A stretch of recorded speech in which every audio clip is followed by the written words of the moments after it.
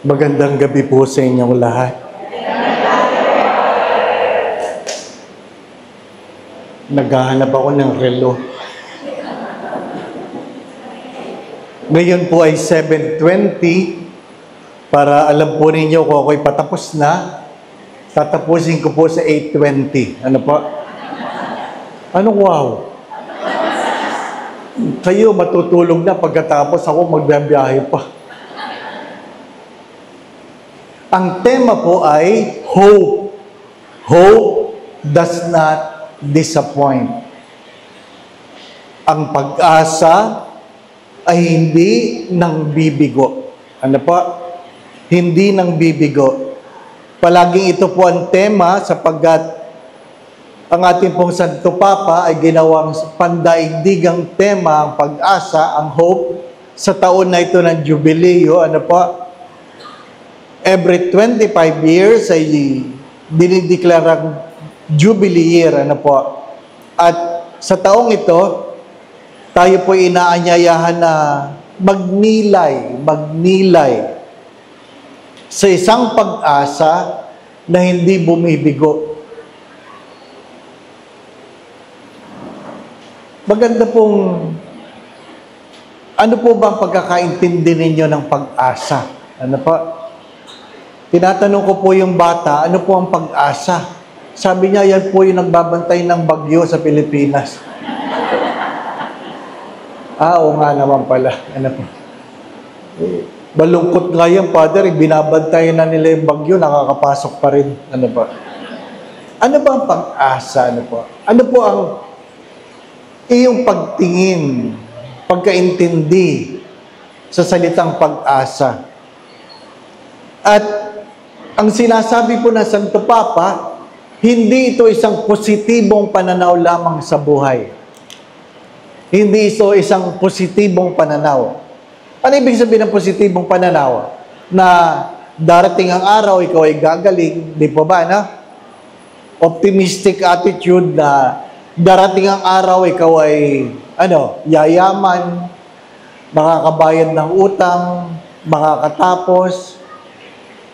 Ano po ang inyong mga pag-asa? Meron pong 3 theological virtues, faith, hope, and love. Di po ba, na? Dito sa lupa, pinanghahawakan natin ang pananampalataya at ito ang ating pag-asa. Pero sabi ni San Pablo, pagdating sa uli, hindi mo na kailangan ng pananampalataya sapagkat makikita mo na ang mukha ng Diyos. Hindi mo na kailangan ng pag-asa kasi nandun ka na. Wala ka nang inaasahan pa. Ang meron na lamang ay pag-ibig. Sa langit, hindi mo na kailangan ng pananampalataya kasi makikita mo ang mukha ng Diyos. Ang regalo ng pananampalataya ay makita mo ang iyong inaasahan. Ano bang inaasahan ng bawat isa? Hari nawa, makarating tayong lahat sa langit. Di ba ba, na? Makarating tayong lahat sa langit. Kailan? Hindi ko alam. Hari nawa, magkita-kita tayo doon. Di ba ba, na? Pero pwede kayong mauna. Di ba ba? Pagkatapos ko po magmisa sa patay, sabi po nung namatayan, kasi iyakang-iyakan eh. Sabi, Father, sana pag may namatay, sabay-sabay. Sabay-sabay. Sabi ko, bakit naman po sabay-sabay? Para wala nang iyakan. Ha? Sabi ko, hindi naman maganda yan, nanay. Bakit, Father? Inimbitahan nyo lang ako magbisa, sasama nyo ako. Di ba, no? Hindi naman tayo sabay-sabay dumating. Kaya hindi natin kailangan sabay-sabay umalis. Pero ano po ang ating pinanghahawakan? Na ang Diyos ay tapat. Ang Diyos ay tapat. Yun po ang pag-asa na hindi bumibigo. Hope that doesn't disappoint is that the Word of God remains faithful. Hindi nagsisinungaling ang Diyos. Kasi kung aasahan mo na ikaw ay gagaling sa iyong karamdaman, darating ang araw, Lahat tayo magkakasakit. Ang aking kapatid, nung unang linggo ng Pebrero, ako'y nasa hospital din, tinext ako ng doktor niya, ng aking kapatid ay nasa emergency room ng Makati Med. So, nagmamadali akong lumabas sa hospital para puntahan ko aking kapatid. Pero ang sabi ng kanyang doktor, huwag kang mag-alala, Father, okay lang. Kasi dinala niya ang kanyang sarili sa hospital. Alas 9 ng umaga. Ano po? Pero sa hindi inaasahang pagkakataon, pagdating ng alauna, tinext ako, sabi, Father, nag-code blue. Nag-code blue. Ibig sabihin, nag-heart attack. Di, medyo kinakabahan ako. Kinakabahan ako. Tapos maya-maya, na-revive po, Father, na-revive. Medyo nakahinga ka. Maya-maya, Father, nag-arrest po ulit. Naku, kakabahan ka na naman, di po ba? Nagdadasal ka na sana makaahon, ano po. Ngunit yung pangatlong text, sabi niya, Father, nire-revive po namin matagal na. Parang hindi na po nagre-respond. Hindi na nagre-respond. Ay, diniretso ko na yung doktor. Sabi ko, do we lost him? Simple lang ang sagot. Yes, Father. Ano po? Ano ibig sabihin? May pag-asa ka, nagagaling, pero hindi gumaling. So, hindi yun ang pag-asang ating pinanghahawakan. Hindi yun ang pag-asang ating pinanghahawakan. Hindi anumang nasa mundong ito ang pag-asa na binabanggit ng Diyos. Ang pag-asa na binabanggit ng Diyos ay ano? Ako ay magiging tapat sa naging tapat sa akin. Ano sabi kahapon? Ang sino mang magsisisi sa kanyang mga kasalanan ay patatawarin ko.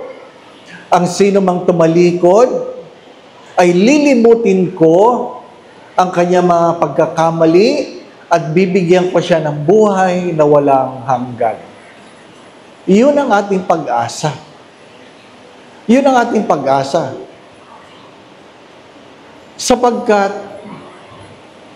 kung umaasa ka na ang iyong asawa ay magbabago, baka mabigo ka.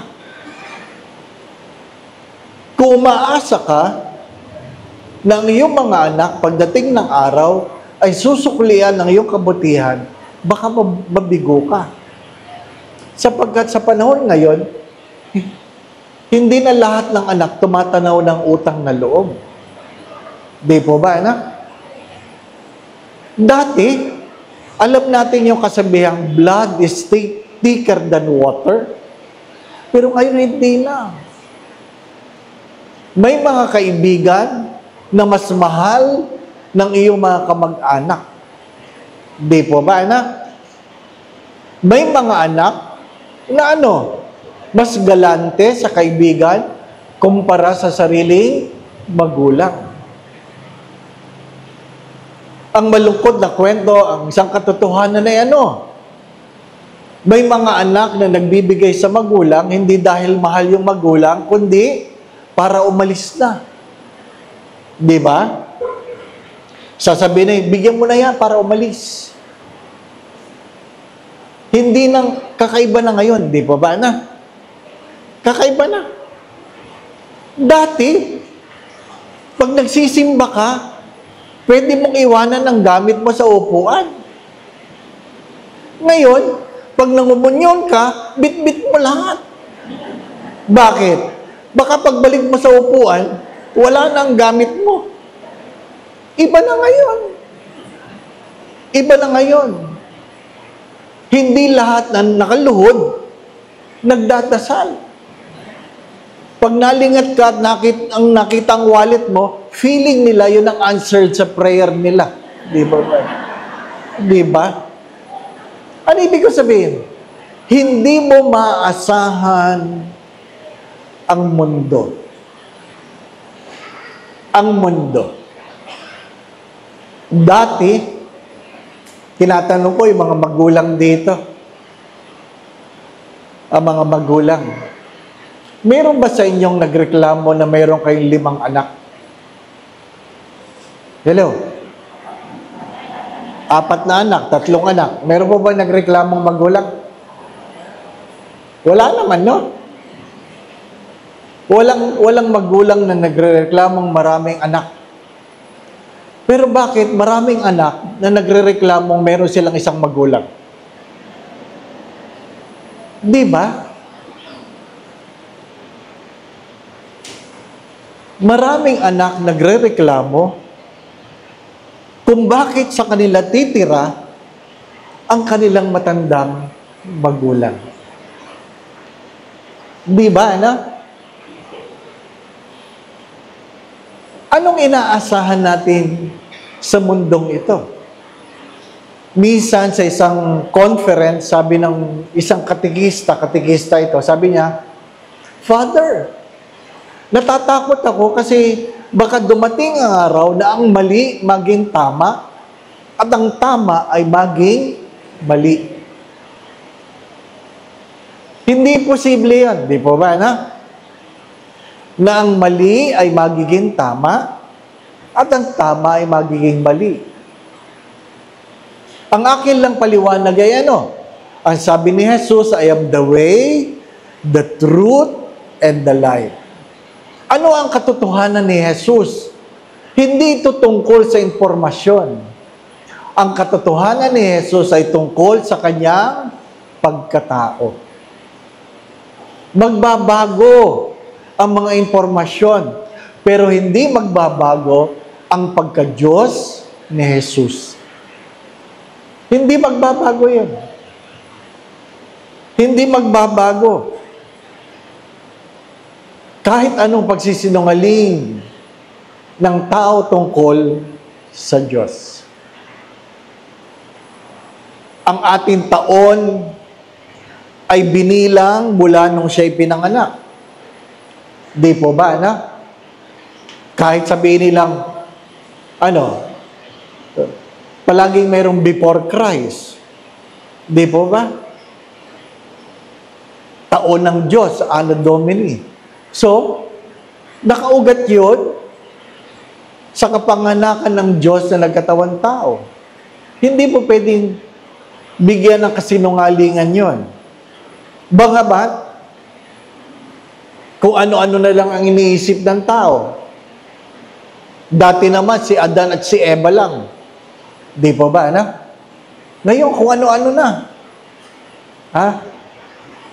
LBTQ, RSTUBW, XYJ. Kung ano-ano na lang. Kung ano-ano na lang. Di po ba? At, ang mga matatalino ay tahimik para hindi daw ma-offend yung mga sorry for the words, no? Ano ang inyong pinanghahawakan?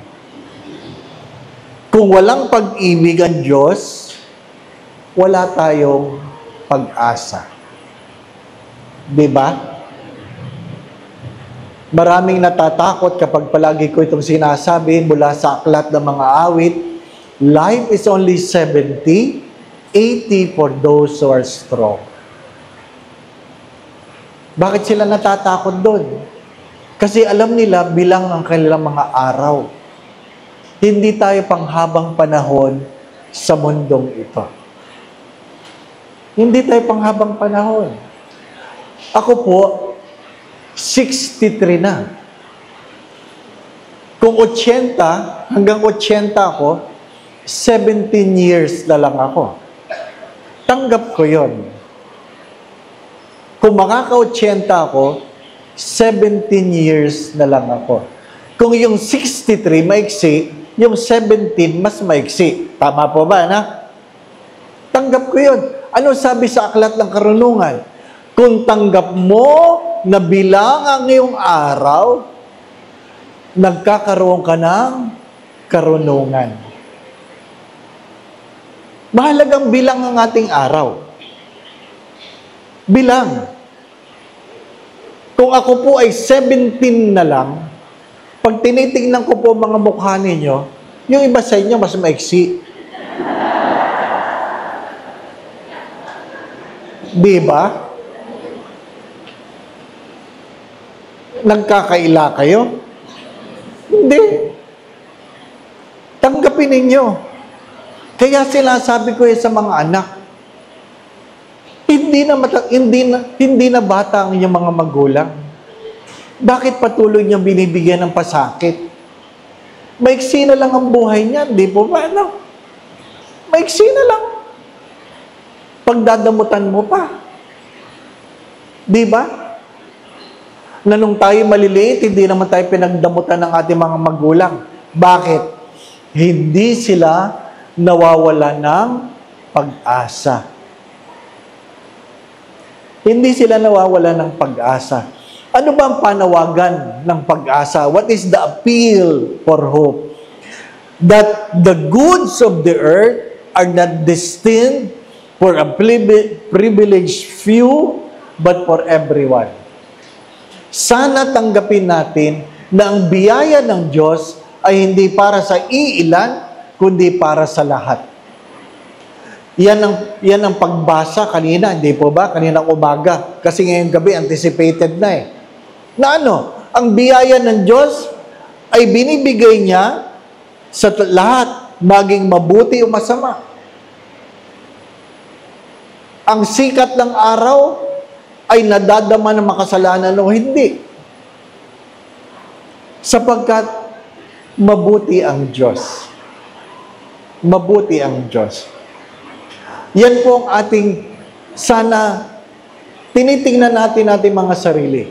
Wala naman sa ating walang problema. Meron po ba sa inyo walang problema? Pag wala pa kayong problema, baka kayo ang problema. Ano po? Lahat may problema. Lahat. Kung hindi man ngayon, magkakaroon. Pagkatapos, panibago na naman. Di po ba, ano? Panibago na naman. Lahat may problema. Habang tayo nagkakaedad, may problema tayo. At palagi ko ito sinasabi sa mga kabataan, na noon, tuwang-tuwa ako sa salitang, mahaba pa ang buhay mo. Mahaba pa ang buhay mo. Ang totoo ay hindi. Noong September 17, 2022, nagmisa ako ng alas 7, nagkasal ako ng alas 3, alas 5:15, habang nagdadrive, na-stroke ako. Completely paralyzed. Habang nagmamaneho, naduling ako, maya-maya sinabi ko sa katabi ko, wala nang pakiramdam ang mga kamay ko. Hindi siya makapaniwala. Kasi nagdadrive ako. Mabuti na itabi ko. At maya-maya sabi ko, wala nang pakiramdam ang mga paa ko. At sabi ko, pakisuyo ka sa security guard ng Mercury doon sa Pandakan. Nabuhatin ako, ilipat ako sa likod. Sabi niya, bakit? Hindi na nga ako makakilos. Pinagtulungan nila ako, binuhat ako sa likod, nilagay ako sa likod ng sasakyan. Sabi, yapos ka, Father, yapos. Hindi ko po magalaw ang kamay ko. Ihakbang yung paa niyo, Father. Hindi ko po mahakbang. Tinatanong ko lang, nakasuot pa ba ang tsinelas ko? Opo. Ganun kabilis. Pero, bago ako may stroke, nagpa-blood test ako. At magandang blood test. Ang sabi sa blood test ng doktor, you're healthy. Yan, very healthy. Diba, ano? Simula nun, di na ako naniniwala sa blood test. Huh? Kasi hindi nyo alam. Dinala ko sa isang hospital. Pag-test ng blood, Normal. Normal ang blood sugar, normal ang blood pressure, normal. Kaya lang paralyzed. Kaya lang paralyzed. Kaya, inaantay nila, baka magbabalik din ang ano niya. Hindi nagbabalik. Kaya sabi ko, ilipat niyo akong hospital, ilipat niyo ako. Dinala ako sa Cardinal Santos. Na-stroke ka ng 5:15, dumating ako sa Cardinal Santos ng alas 11. Nangingitim na daw mga daliri ko. Ano sabi ng doktor? Na tumingin sa akin, nakita ko sa emergency room. Kaibigan ng doktor ko, tinatawagan niya yung kaibigan, tinatawagan niya yung doktor na kaibigan ko. Sabi niya, Father Dave might not make it. Oh? Gusto kong malaman ang nagsura ng might not make it. Di ba ba? Ano? Tapos, nadidinig ko yung mga instruction. Tapos, kung ano-ano mga tinuturok. Tapos, dadalhin ako MRI. Alam ko lang na tinutulak nila yung kama ko papunta doon sa MRI. Tapos, inilipat ako doon sa MRI machine. At sabi ng doktor, Father, don't move, don't move. Anong don't move? Paralyzed na ako eh. Don't move. Ha? Wala. Wala. Ang tanong ko doon ay, gulay ba o patay? Gulay o patay? Patawarin ako, pero sabi ko sa Diyos, kung ako'y magiging gulay, patay na lang. Kasi hindi ko ma-imagine, 60 ako noon. Hindi ko ma-imagine. Hanggang kailan kang gulay, di po ba, na? Hanggang kailan? Hindi ko magalaw yung aking daliri. Hawak ko lang yung rosary. Ang alam ko lang prayer nun ay, stay with me, Lord. Yun lang. Si Padre Pio ang kasama ko. Stay with me, Lord. Yun lang. Paulit-ulit. Anong problema? Ilalagay ako sa ICU. Alauna ng madaling araw, sabi nung Father, ililipat ka namin sa ICU. Alam naman sabihin ko, ayaw ko. Di ba? Hindi ka naman makagalaw. Sabi ko, opo. Di ba? Opo. Pero Father, bago ka namin ilipat, magdadiaper tayo. Ayun ang mahirap. Magdadiaper. Di ba? Sarado ang mata mong ganyan, gusto mo imulat kasi gusto mong malaman kung sino nakakakita sa iyo. Di ba ba? Ha? Ay kamakailan, galing ako sa emergency room ng Cardinal Santos. Sabi ko, ha? Ganito pala ang tsura ng emergency room? Kitang-kita ka. May kortina lang, pero pag nagkakagulo, kitang-kita ka. Ini-imagine ko, nung sinasabing, Father, tatanggalin ko ng belt. Father, tatanggalin ko ng pantalon. Na-imagine nyo? Father, ibababa ko ng brief. Oh! Bakit ako nag-aalala? Bakit ako nag-aalala? Abay, pari ako. Lord, makikita na.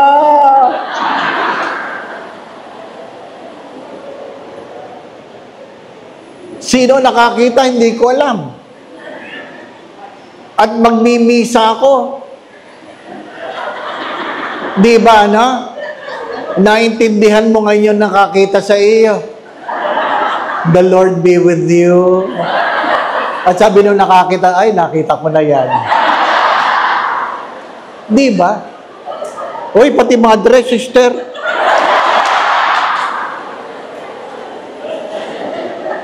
Hindi nyo alam. Naintindihan niyo po ba ako? Mayaman, mahirap, naniniwala sa Diyos o hindi, may mga pagkakataon na wala kayong pwedeng panghawakan. Hindi nyo pwede sabihin sa inyo kamag-anak, pigilan nyo. Hindi pwede. Wala kayong kapangyarihan sa emergency room. Di po ba, ano? Wala. Wala kayong pwede ipagmayabang. Hindi nyo pwede sabihin, marami akong pera. Hindi, wala. Kung ikaw ay critical, critical ka. Hindi mo pwede sabihin, ako po yung nagsiserve sa simbahan. Ayan o ngayon. Di ba? Wala. Kung ang pinangahawakan lang natin ay posisyon, bibiguin kayo. Kung ang pinangahawakan nyo lang ay pera, bibiguin kayo. Kung ang pinangahawakan nyo lang ay talino, bibiguin kayo. Anong pwede nyo panghawakan? Wala. Maliban sa Diyos. Maliban sa Diyos. Hindi nyo alam. Marami nagplano kagabi sa araw na ito, pero kaninang umaga hindi na sila nagising. Bakit? Sapagkat wala silang kapangyarihan na magising ng sila lang. Ang paggising sa umaga ay isang biyaya. At maraming nagplano kaninang umaga na ngayong gabi hindi na aabot. Hari nawa, umabot kayo. Di po ba, no? Walang nakakasigurado. Walang nakakasigurado. Yung iba naubo lang, tapos. Walang nakakasigurado. Kaya mahalaga yung tama ang iyong pananaw tungkol sa pag-asa. Kasi kung masyado kang umaasa sa tao, mabibigo ka. Mabibigo ka. Kaya nga tayo ay nasaktan at nasasaktan kasi umaasa tayo. Sino bang higit na nasaktan sa mundong ito? Sasabihin nyo mag-asawa? Hindi. Ang higit na nasaktan sa mundong ito ay magulang. Sapagkat ang unang nagmahal ay magulang. Di po ba? Tinitingnan mo yung bata. May inaasahan ka ba? Wala. Ang meron ka lang ay pagmamahal. Pagmamahal ang nag-aruga sa bata upang maabot niya ang kanyang kasinuhan kung sino man siya ngayon. Pero kung ikaw ay umaasa, natatanaw siya ng utang na loob, mabibigo ka.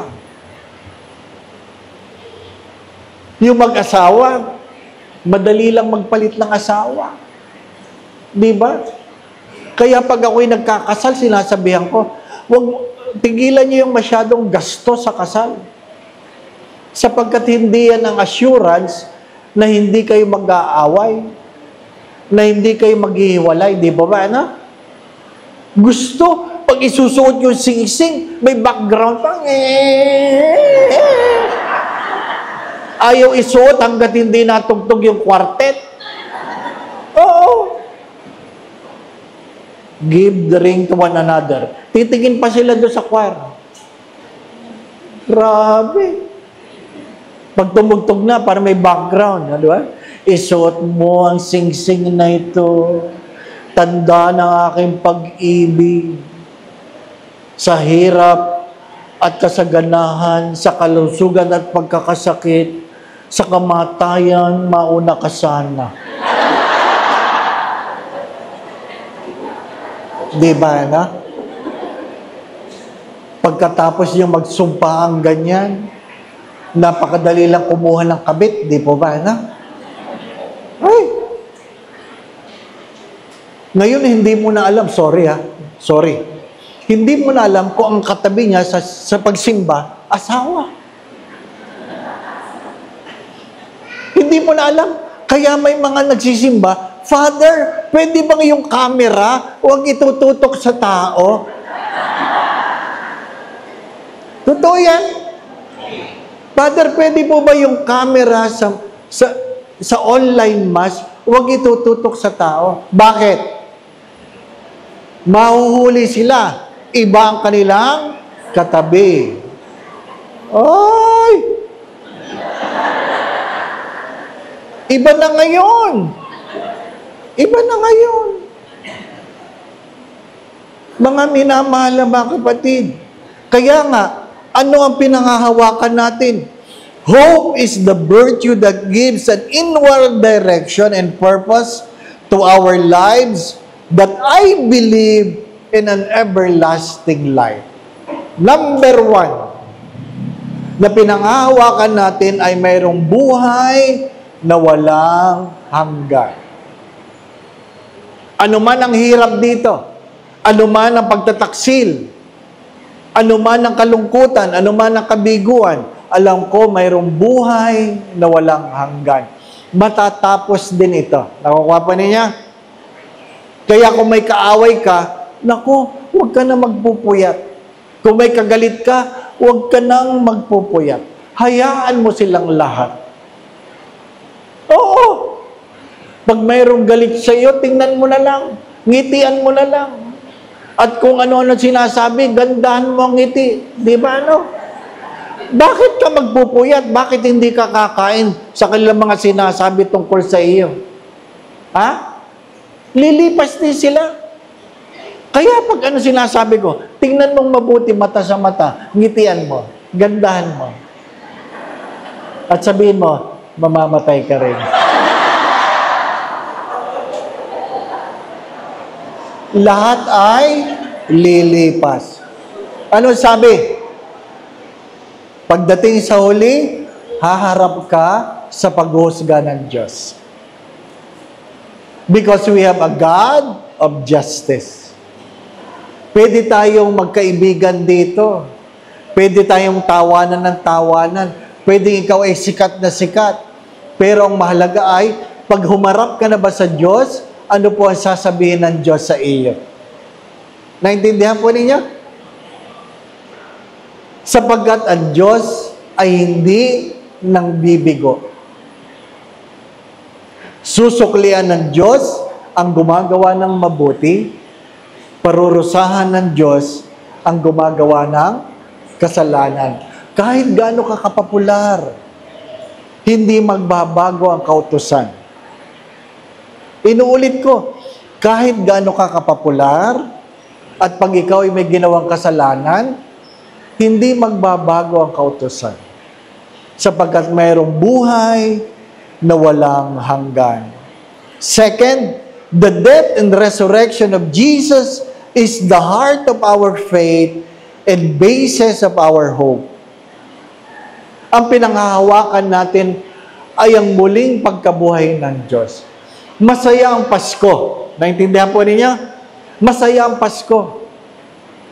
Pero, kung hindi namatay at muling nabuhay ang Diyos, walang saysay ang kapanganakan ni Jesus. Di po ba? Saan tayo pupunta? Pwedeng maganda ang iyong kapanganakan kung hindi ka naman muling mabubuhay, saan ka pupunta? Wala. Kaya ang pinanghahawakan natin ay ano? Ang muling pagkabuhay ng Diyos. Kaya mahalaga yon na nang ang Diyos ay muling nabuhay, nagpakita siya sa napakaraming tao upang ipaalala na ang muling pagkabuhay ay ano, hindi lang isang hangin, hindi lang isang espiritu. Kumain siya. Naintindihan po ninyo? Hawakan mo ako. Ang multo ay walang laman.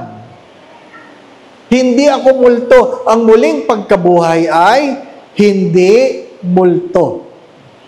Kaya nga sabi ni Father, sino ito? Father Raura, sabi niya, kaya nga, habang kayo buhay, mamasyal na kayo. Hindi kung kailan kayo patay, saka kayo na mamasyal. Di po ba? Nagmumulto. Ang ating muling pagkabuhay ay hindi tayo magmumulto. Wala ng kamatayan, wala ng pagkakasakit, wala ng pagluha, wala ng kalungkutan, wala ng paghihiwalay. Sabi ng aking kaibigan, siya po ay meron siyang allergies sa ice cream. Ang hirap nun, di po ba, no? May allergy ka sa ice cream. So tuwing kumakain kami, ano lang sinasabi niya? Sa langit, pwede na akong kumain ng ice cream. Di ba? Si Father Jack, ang daming bawal. Di ba na? Sana hindi siya nagmamadali para makakain lang. Di ba na? Father, sabi po ni Father Dave sa langit, makakain nyo na lahat. Patay ka na nga lang. Di ba na? Huwag kayo magmadali. Magtiis kayo. Di ba na? Ano sabi ng doktor? Pag ikaw ay pinagbabawalan pa ng doktor, may pag-asa ka pa. Hello? Pakinggan yung mabuti. Pag kayo ay pinagbabawalan ng doktor, may pag-asa ka. Bawal yan, Father. Bawal yan. Bawal ho yan. Bawal ho yan. Pwede konti lang, pero bawal yan. Di ba ba? May pag-asa ka pa. Anong katotohanan? Pag sinabi ng doktor, kahit ano pwede nyo nang kainin. Ang ibig sabihin talaga nun, wala ka ng pag-asa. Malapit ka ng mamatay. Oo. Kaya yung mga magulang ng pasaway, anak, konti lang. Ha? Pag kayo pinagbabawalan pa ng anak ninyo, may pag-asa pa kayo. Pag pinakain na kayo ng anak ninyo na lahat ng gusto ninyo, malapit na kayo. Oo, hindi ako nagbibiro. Doktora may sabi niya. Doktor. Kaya nga, pag meron pang bawal, meron pang pag-asa. Anong inaasahan natin? Ang muling pagkabuhay kay Jesus. Pangatlo, tanggap natin o tanggap na Santo Papa sa kanyang sinulat na ang kamatayan, death is painful, separation from those dearest to us. Sadyang ang kamatayan, ang isang kalungkutan na hindi maiibsan ng anumang bagay sa mundong ito. Di po ba? Manakawang ka na, huwag ka lang masunugan. Di po ba, no? Masunugan ka na, huwag ka lang mamamatayan. Bakit? Ano man ang nawala sa iyo, pwede mong mabawi yon. Pero pag namatay ka, wala na. Kaya, ano ang meron tayong pinakamalaking biyaya? Ang kalusugan. Di ba? Kung kayo matanda na, huwag na kayong magreklamo. Doon sa aking isang misa sa Greenbelt, merong matanda, late. Nag-homily ako, late, dumating. Ay gusto sa harapan umupo. Late na nga, so gusto sa harapan. Di ba? Mahirap yung ganun eh. At tinitingnan niya yung mga nakaupo sa harap. Hari naway umalis sila para makaupo siya. Ay dumating ka, homily na. Di, gusto kong tumigil, gusto kong sabihin, nanay, uupo pa ba kayo? Ha? Nakatingin siya sa akin, nahihiya siya. Ay, hinayaan ko na lang. Habang nag-homily ako, pagkatapos ng misa, nilapitan niya ako. Sabi, Father, I'm sorry. I have distracted you during your homily. Di ako, tahimik lang. Di po ba? No? Because, Father, I was late. Siyempre, alam ko naman late ka. Kasi, Father, matanda na ako, mahina na ako, mabagal na ako, marami na akong gamot. Gusto ko sa harap kasi malabo ang mata ko. Gusto ko sa harap kasi mahina ng tenga ko. Di ba, na? Gusto natin, pag matanda tayo, nasa atin lahat ang pabor. Di po ba? Hindi ko alam dito. Sa umaga, yung matatanda, nagsisimba. Di po ba, na? Karamihan na nagsisimba sa umaga. Matatanda. Sila yung palaging nakaupo, dyan.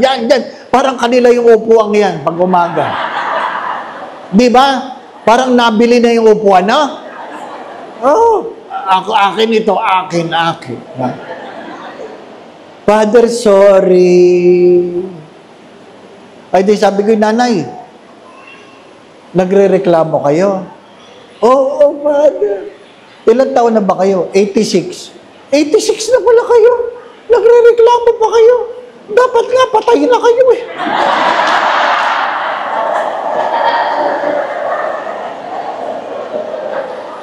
Di ba? Ano ibig sabihin? Kaya tayo malungkot dahil masyado tayong reklamador. Magsimula kayong magpasalamat. Instead na sasabihin mo, mabagal na ako. Sabihin mo, salamat Lord, nakakalakad pa ako. Di po ba, no? Malabo na ang mata ko. Salamat Lord, may nakikita pa ako. Di ba? Lord, ang daming bawal. Salamat Lord, mayroon pa akong pwedeng kainin. Di ba? Ang dami. Lord, ang dami kong puting buhok. Pasalamat ka, may buhok ka. Di ba? Mga minamahal na mga kapatid, palagi ko yung sinasabi, kaya tayo malungkot ay dahil, hindi dahil wala tayo, kundi hinahanap natin ang wala sa atin. Hindi tayo marunong magpasalamat. Ang pag-asa ay kumikilala na malungkot ng kapatayan, ngunit sana habang nabubuhay ay hindi natin sinasayang ang ating mga pagkakataon. Di ba ba? Isa po sa apostolate ko, yung mga sick and retired priests sa kadiwa sa pagkapari. Taon-taon nagkikita yung mga yon. Ano pa? Ano nakakatuwa sa kanila? 80, 90. Pag nagkikita sila, sasabihin, uy, buhay ka pa! Di ba, no? Uy, buhay ka pa! Nagpapasalamat sila. Hindi natin alam kung hanggang kailan tayo, pero anong pong kabilin-bilinan ni Bishop Sok? Mag-ipon ka para sa lamay. Mag-ipon ka para sa lamay. Naintindihan niyo po ba ako? Kasi dalawa lang yan. Pag ikaw ay namatay, anong gusto mo? Kahon o garapon? Di po ba? Pag kahon, kabaong. Pag garapon, cremated. Di po ba? Anong gusto mo? Kahon o garapon? Di ba? Mag-ipon ka. Sapagkat pag ikaw inilagay sa kahon, isipin mo, lahat tumitingin sa iyo. Di ba? Sinisilip kang ganyan. Kahit wala kang ginagawa, tinitingnan kanila. Yung iba nangingiti. At ang iba sa kanila sasabihin ay, ang pangit. Bakit? Nagtipid sa makeup eh. Ano? Paghandaan nyo yun. Lalong-lalo na yung mga nagpatato sa kilay. Sorry ha. Kilay is life. Yung iba nagpatato sa kilay, sa ibabaw ng kilay. Nag-bless ako ng patay. 2 ang kilay. Pangit. Pangit talaga, pangit. Patawarin ako. Habang nag-bless akong ganyan, nung nakita ko, Lord, sana hindi ko ito maalala. Kinausap ko ang purinarya. Ano sabi ko sa purinarya? Pwede ba ahihitin mo yung kilay? Pagtingin ng purinarya, ay, oo nga, Father, 2 kilay. Oo, pangit. Ay, ilan na nakakita nun? Lahat na nakakita nun, nagsabi, pangit. Di ba? Di ba? Huwag niyong antayin, patayin na kayo, saka kayo magpapaganda. Di ba? Yung iba namatay ng 80, picture 60. Kaya, pagpasok mo sa purinarya, hindi mo alam kung ito ba talaga yung bless ko? 80 na yun, bakit ganito mukha? Di ba? Ang kamatayan ay darating. Hindi nyo lang alam kung kailan. Di ba? Dati, pag ako'y tumitingin sa kabaong, sinasabi ng patay sa akin, ako ngayon, ikaw bukas. Ngayon, pag ako'y tumitingin sa kabaong, ako na nagsasabi, ikaw ngayon, ako bukas. Darating yun. Darating yun. Dati sa Greenbelt, mayroon dong ball ng Bible passages. Ha? Ang hirap gawin yun, ipiprint yun, gugupitin yun, ilalagay sa straw, bubulutin ng tao. Para ano? Ha? Para mayroon silang may pagdasal. Kaso yung tao, kung kumuha, tatlo. Babasahin, ay hindi ito. Ay hindi ito. Ay ito. Lord, thank you. Sabi ko, tigilan nyo nga yan. Kaya sinabi ko sa staff, pakisama ito. Ano po yan, Father? Isulat mo ito, you fool, I will take your life tonight. Simula nun, wala nang kumukuha. Bakit? Takot tayong mamatay. Di ba? Pero bakit tayo takot mamatay? Hindi sa kamatayan. Natatakot tayo sa paghuhusga ng Diyos. Kaya bago ka mamatay, ayusin mo ang buhay mo. Ayusin mo. Pero sa totoo lang, pag tinanong mo mga tao, mayaman, mahirap na parokya, sa anong pamamaraan mo gusto mamatay? Meron ba sa inyong gusto nalulunod? Taas ang kamay, nalulunod. Nag-crash ang eroplano. Ha? O isipin mo, nag-outing ka. Ano? Nasa gasaan. Wala. Nasusunog. Ano pa? Ha? Sinong gusto mamatay natutulog? Ha? Anong gusto niyo ba mararan? Nakatayo lang kayo? Ha? Nanonood ang Diyos, oh. Nanonood. Pinapapili na ni Father Dave. Tingnan mo yan kung anong pipiliin. Di ba? Karamihan gusto natutulog para wala nang hirap. Oo. Yun ang panalangin ng lahat. Sana kunin ako ni Lord habang natutulog. Kaya sa mga misa ngayon, may namamatay.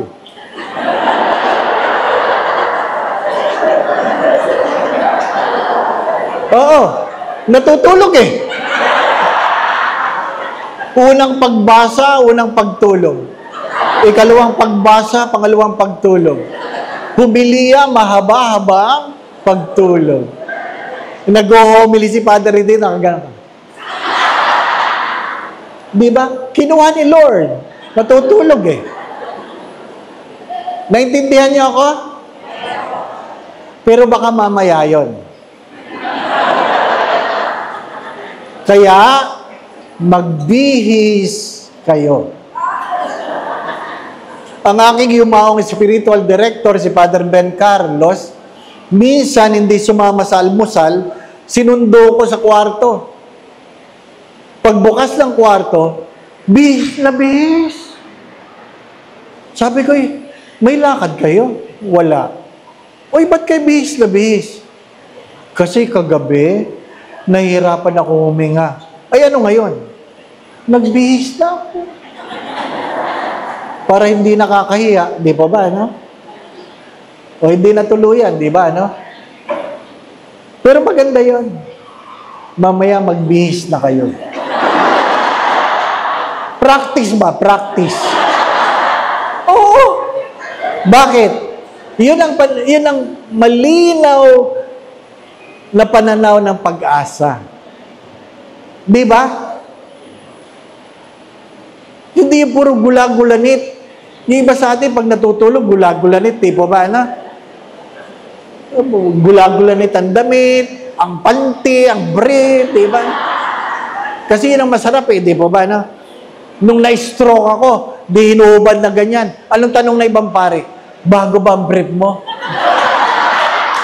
Malalaman ko ba na may stroke ako? Siyempre hindi, di ba ba, no? At least malinis, di ba ba, no? Hindi nyo alam. Naintindihan nyo ba ako? Hindi nyo alam. Kaya nga, pag wala kayong pag-asa, nakakatakot ang buhay. Kung wala kayong pag-asa, malungkot ang buhay. Kung wala kayong pag-asa, masakit ang buhay. Hindi nyo kayang ngumiti pag walang pag-asa. Ang pag-asa ay hindi tungkol sa tao, kundi tungkol sa katapatan ng Diyos.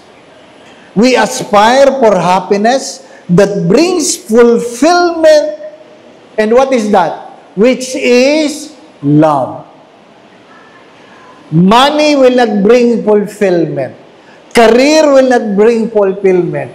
Old age, long life will not bring fulfillment. Name it. Only one thing will bring fulfillment. And that is love. Ano sabi ni St. John of the Cross?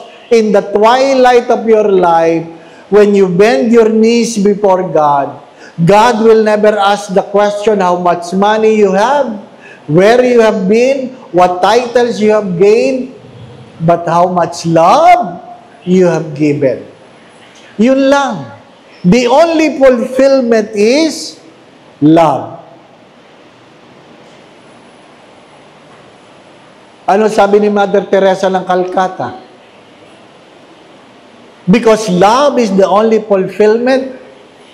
And yet, the moment you love, you are giving the people you love the power to hurt you. Sino lang ang pwede makasakit sa ating mga kalooban? Yung mga taong minahal lang natin. Ang mga kaaway natin, hindi tayo pwedeng saktan. Bakit? Wala tayong pakialam sa kanila. Ang pwedeng makasakit lang sa atin ay mga taong minahal natin. Kaya sabi ni Mother Teresa, kaya nga, dahil dyan, kukunti na lang ang nagmamahal. But I rather be hurt than not love at all. Anong kasabihan sa wikang Tagalog? Kung hindi ka nasaktan, baka hindi ka pa nagmamahal.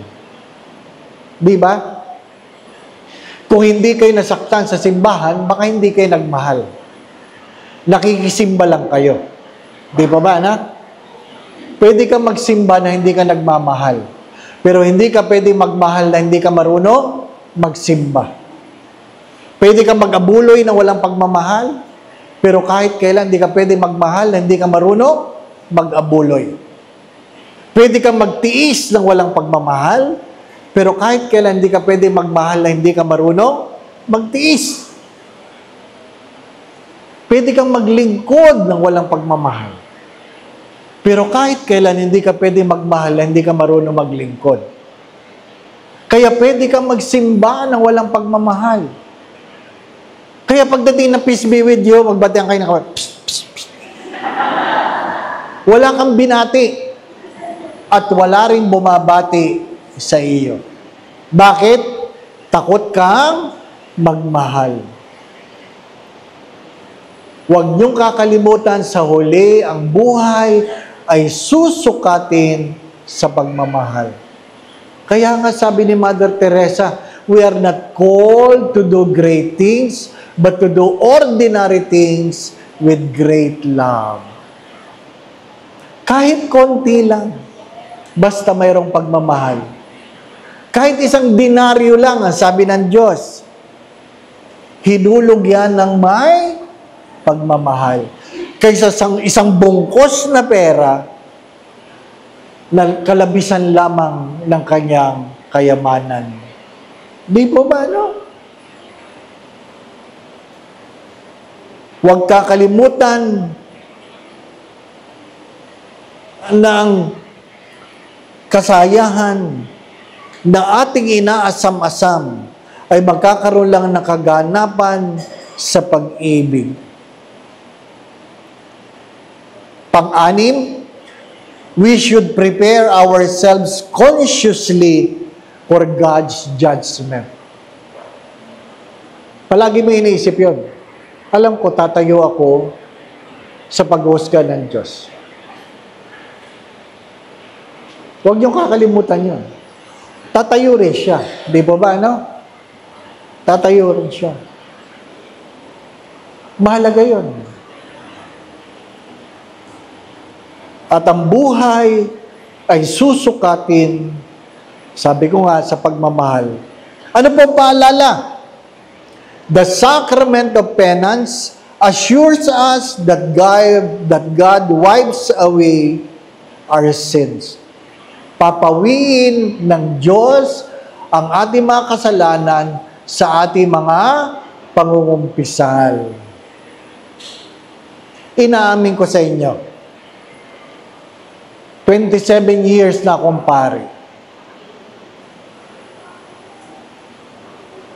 Pinagtsatsagaan ko magpakumpisal sa mga bata kaysa sa matatanda.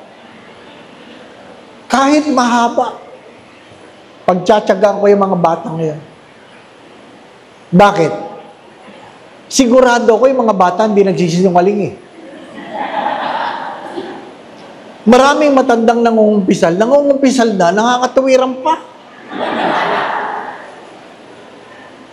Aminin mo na, nangungumpisal ka na eh. Hindi po ba, no? Nangungumpisal na, sisisihin pa ang asawa, sisisihin pa ang anak, sisisihin pa ang katulong. Ay, nanay, kayo po ang may kasalanan. Ha? Di ba? Ang pinaka nakakatakot, bless me, Father, for I have sinned. Ano pong kasalanan ninyo? Wala akong maisip, Father. Wala akong kasalanan. Ha? Yan ang malaki yung kasalanan. Wala kayong kasalanan. Di ba ba? Mangumpisal.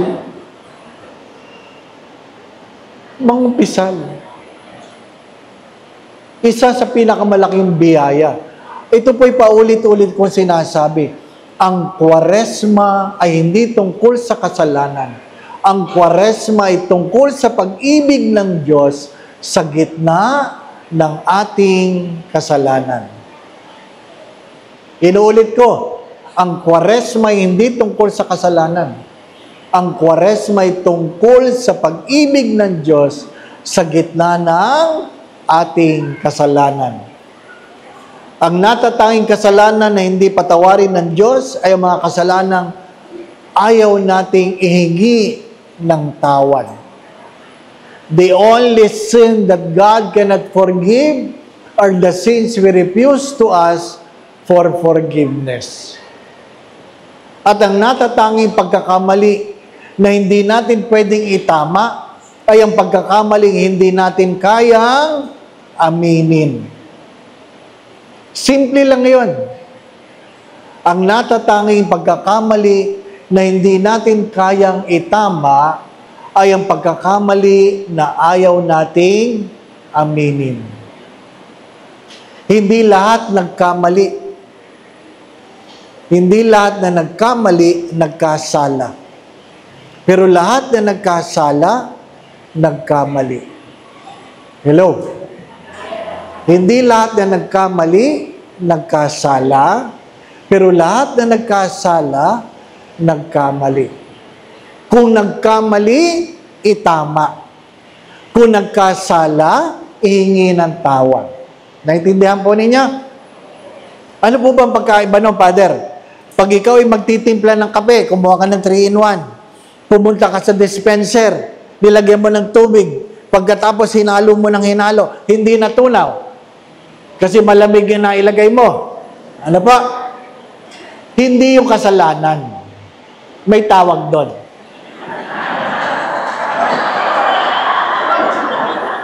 Naintindihan ninyo? Ang tawag doon, nagkamali. Yung nagsabing katangahan, ang tawag sa inyo, nagkasala. Bakit? Mabilis kayong maghusga. Naintindihan nyo na? Wow! Hindi lahat na nagkamali, nagkasala. Pero lahat na nagkasala, nagkamali. Huwag kakalimutan. Pag tinitingnan natin ang pag-asa, tinitingnan natin ang pagpapatawad ng Diyos. Father, bakit yung magnanakaw? Wala naman yun, nagnakaw yun eh. Hindi naman yun nagsisimba. Di ba? Ay bakit nung sinabi niya, alalahanin mo ako kapag ikaw ay nasa iyong paraiso na. Bakit nakapasok agad sa pinto ng langit? Di pa ba, na?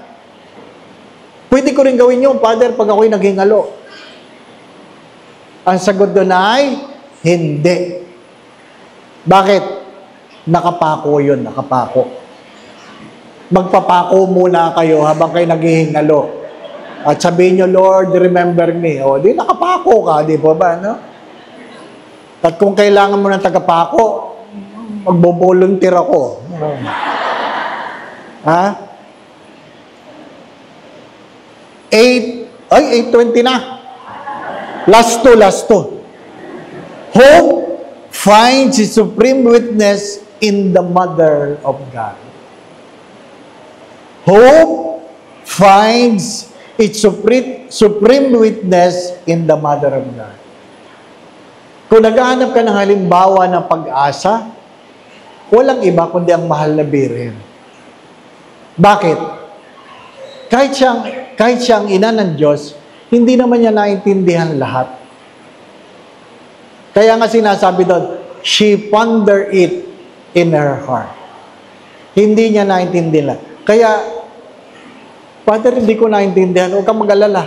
Ang mahal na Birhen, hindi rin naintindihan.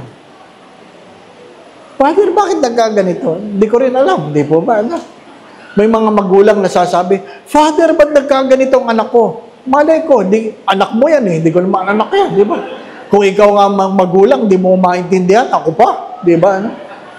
May mga bagay na hindi natin maintindihan. Pero pagdating ng araw, maintindihan mo rin. Ano sabi ng guro sa bata na nakita nagbabasa ng Biblia? Huwag mong basahin yan, hindi totoo yan. Totoo po ito, ma'am. Ano binabasa mo? Nilunok po ng balyena si Jonas. Ay, lalo na yan. Kasya ba naman sa bunganga ng balyena yan? Ay, sabi po sa Biblia, hindi totoo yan. Totoo ito, ma'am. Sabi, paano natin malalaman kung totoo? Pag nagkita po kami sa langit, tatanungin ko siya. Sabi ng bata. Sabi ng guro, paano kung wala siya sa langit? Ay, di kayo po magtatanong. Kayo po magtatanong. Dalawa lang ang pupuntahan. Smoking or non-smoking. Dalawa lang yan. Naintindihan po ninyo? Tingnan mo yung katabi mo, sabi mo, makikita ko kaya saan ito. Aba, hindi lahat ng nagsisimba magkikita sa langit. Di ba na? Kasi ang malungkot na katotohanan, tabi, ang malungkot na katotohanan ay ano? Ang pinakamaraming chismoso ay ang simbahan. Oh, totoo yan. May alam ako taga dito eh. Oo. Chinismis ako, may dalawa akong anak. Taga dito yun, taga dito. Grabe. Sino siya, Padre? Sino? Ay, nako. Yun ang malungkot na kwento. Kasi, walang mapagkwentuhan eh, di ba ba, no? Lalong-lalo na pag nagbibilang ng pera at puro bariya ang binibilang, ano? Alam mo? Ay, ano? Oh, mahirap bilangin yung bariya, kaya marami na mapagkwentuhan, di ba ba, no? Paborito ko itong kwento. Yung naglilingkod sa aming parokya. Nung ako'y nasa sakristi, ganyan, malapit lang. Maliit lang dito ng konti yung aming altar. Palabas ako, nagkukwentuhan sila. Sabi nung isang matanda, sabi niya, alam mo, pag namatay ako, sana papayag si Lord na maging bulaklak ako. Sabi nung ibang kasama, bakit gusto mong wala? Kasi gusto ko ako nag-decorate sa altar. Sabi ko, magandang pang-homily ito, magandang pang-homily. Tapos sabi niya, ayoko. Gusto ko akong flower base. Bakit flower base? Kasi pag Kwaresma, walang bulaklak. Pwede mga green lang, di ba, no? Naiiwanan ng flower base. So, galing mo, ah. Sabi, ayoko. Ano ka? Ako ang kandila. Bakit ikaw ang kandila? Ako nag-iilaw kay Jesus. Ganda rin, no? Anong gusto niya pag kayo namatay? Kandila, bulaklak, flower boys? Sabi nung isa, gusto ko ako ang mantel ng altar. Ang laki eh, di pa ba, no? Altar linen. Sabi, bakit? Gusto mo sinasalo si Jesus? Sabi niya, hindi. Anong gusto mo? Gusto ko araw-araw akong hinahalikan ni Father.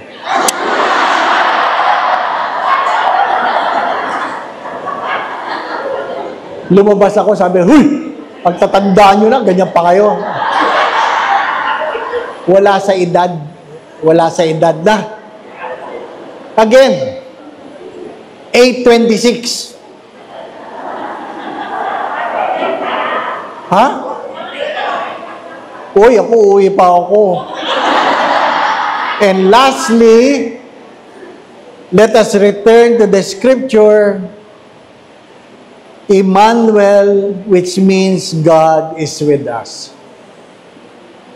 May mga bagay na hindi mo maintindihan, may mga bagay na masakit, meron kang pagluha, may mga bagay na parang walang pag-asa, pero kahit kailan, huwag mong kakalimutan na hindi ka iiwanan ng Diyos.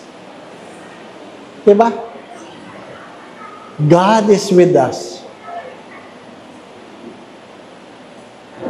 Yung matatanda sa parokyang ito, nakita ninyo ang pagbabago ng simbahang ito. Di po ba, anak?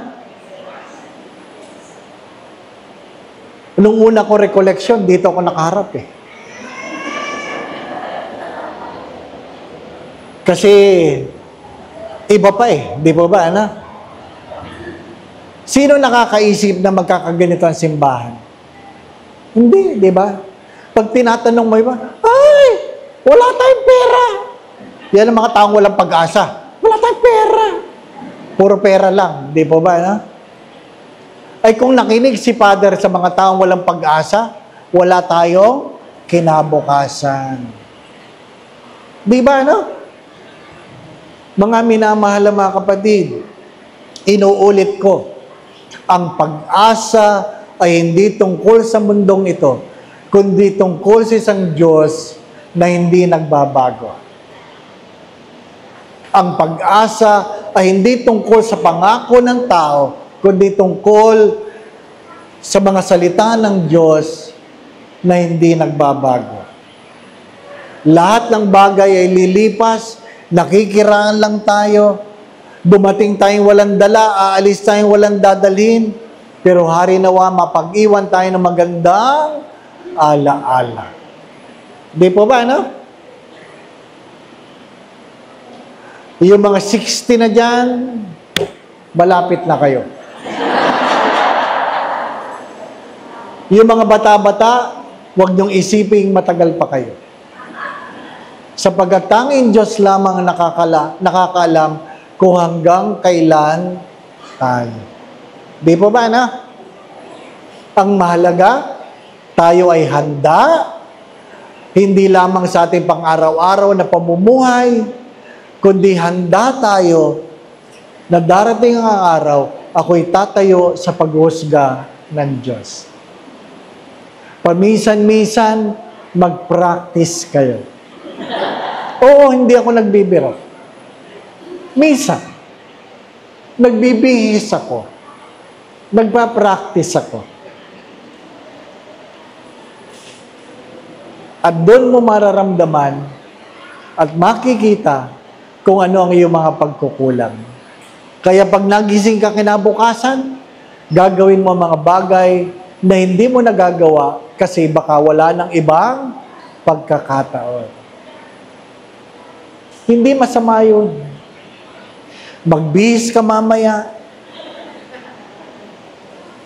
Magtataka ang iyong asawa, sabihin mo lang, walang nakakasigurado kung magigising pa bukas. Halikan mo ang iyong asawa, iapusin mo ng mahigpit, at sabihin mo, kahit anong mangyari, huwag mong kakalimutan na ikaw lamang ang aking minamahal. Oo, kung ako man ay mayroong pagkukulang, sana'y patawarin mo ang aking kahinaan. Yeah. Sa paggising sa umaga, bit-bit mo ang aking mga pagmamahal. Halikan mo ulit. Yapusin mo ulit. At sasabihin ng asawa mo, bakit ka ganyan? Nararamdaman mo ba na ikaw ay mamamatay na?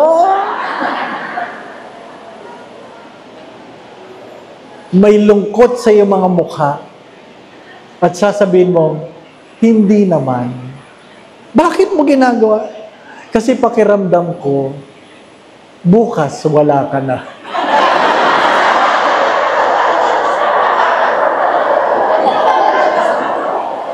Bakit palaging ako mawawala? Di ba, ano? Di ba? My dear friends, my brothers and sisters, life is short and death is certain. Everything in this world is temporary. The only thing that doesn't change is God. And this is our hope. Regardless of what is happening, we rely on the faithfulness of God, for God never changes. Amen? Amen.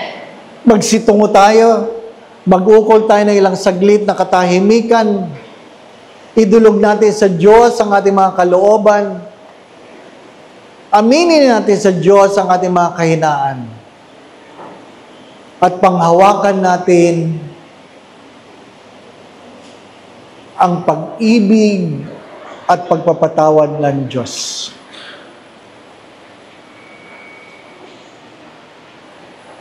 Ama naming mapagmahal, salamat po sa gabing ito. Salamat po na tinipon mo kami. Salamat po sa bawat biyaya. Salamat sa kalusugan, sa tawanan, sa mga pagkain sa aming hapagkainan. Minsan kulang, ngunit kahit kailan, hindi mo kami pinababayaan. Panginoon, dinudulog ko po ang bawat isa na naririto. Bit-bit ang kanya-kanya nilang mga suliranin o problema sa buhay. Nawa po'y patuloy mo silang ingatan. Ilayo mo sila sa lahat ng uri ng kapahamakan. Patuloy mo silang pagkaluban ng kalakasan, kalusugan, at kung sino man ditong may karamdaman. Sa makapangyarihang pangalan ng iyong anak na si Jesus na taga Nazaret, pagkaluban mo sila ng kagalingan. Maging cancer, Panginoon, walang imposible sa iyo. Hipuin mo sila, ibangon mo sila, panumbalikin mo ang kailang mga kalusugan at kalakasan. Palayain mo sila, Panginoon, sa kailang mga karamdaman. Kung meron man silang mga pinagdadaan ng suliranin, tuwangan mo sila, alisin mo ang kailang mga pagkatakot at pangamba. Dagdagan mo ang kailang mga pananalig at pananampalataya sa iyo. Panginoon, patuloy mo silang gabayan sa kanilang mga iniisip at ginagawa. Batid mo, Panginoon, ang kailang mga pagdulog, nawa po ang kailang mga pamilya, ay pagharian mo ng pagmamahalan, pagkakaisa, pagkakasundo-sundo, kapayapaan, kasayahan, puspos ng pag-ibig at kasaganahan. Panginoon, kayo na po ang magkaloob kung ano man ang makabubuti, makababanal para sa bawat isa. Ikaw ang aming pag-asa, ikaw ang aming bukas. Panginoon, dagdagan mo ang aming mga pagtawa, dagdagan mo ang mga pagpapalang iyong pinagkaloob. Dagdagan mo, Panginoon, ang aming pananalig sa iyo. At kung anuman ang makabubuti, makababanal, sana po, Panginoon, na hindi niyo pagdamutan na matanggap ng bawat isa. Sa tulong at panalangin, mga banal, lalong-lalo na ng mahal na Biren, gayon din si San Jose, ang tapat niyang esposo. Pagpalain mo po ang bawat isa sa ngalan ng Ama at ng Anak at ng Espiritu Santo. Magandang gabi po sa inyong lahat.